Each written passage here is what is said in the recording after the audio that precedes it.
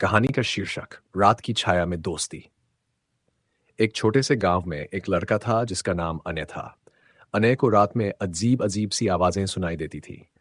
ये आवाजें गांव के पुराने और खाली पड़े हवेली से आती थीं, जहां बच्चे जाने से डरते थे।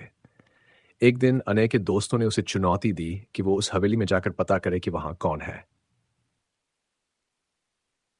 रात का समय अनय ने अपने बैग में एक टॉर्च और कुछ बिस्कुट रखे और हिम्मत करके हवेली की ओर चल पड़ा। हवेली के दरवाजे के पास पहुंचकर उसने गहरी सांस ली और दरवाजा खोला।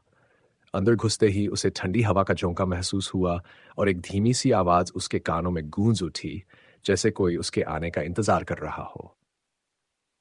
पहली मुलाकात। अचानक अने के सामने एक परछाई प्रकट हुई। वो डर के मारे पीछे हट गया, पर तभी एक धीमी आवाज में उसे किसी ने कहा, डरो मत, मैं भी तुम्हारी तरह ही एक बच्चा हूं। अनय ने डरते डरते देखा कि वो एक छोटी लड़की की आत्मा थी जिसका नाम मानवी था।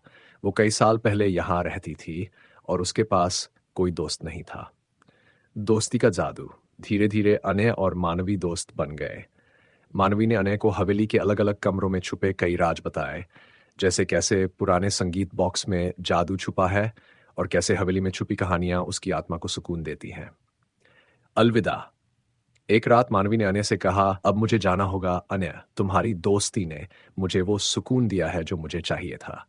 ये कहते ही मानवी की परछाई धीमे धीमे गायब होने लगी। अनय ने मन ही मन उसे धन्यवाद कहा और वापस घर लौट आया। अंत। उस रात के बाद हवेली से किसी भी तरह की डरावनी आवाज नहीं आई। अनय के दोस्तों ने उसकी बहादुरी की कहानी सुनी और उस पर गर्व महसूस किया।